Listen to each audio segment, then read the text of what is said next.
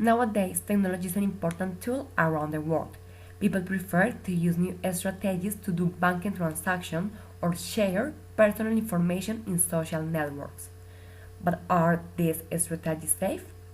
Studies reveal that million Colombian people are victims of cybercrimes every day, which is a serious problem that could affect the economy and the integrity of the citizens. The most common causes of cybercrimes are not have control of the machines at the time of doing banking transactions, sharing information on unreliable web, and giving account codes, case, or password to uninterested people. Researchers show that phishing is the most serious problem of fraud, which criminals take personal accounts to steal money. It's important to say that criminals have already stolen 800,000 million of pesos in the last 3 years. Currently, we can find many cybercrimes in different networks as Facebook, Twitter, Hotmail, and others.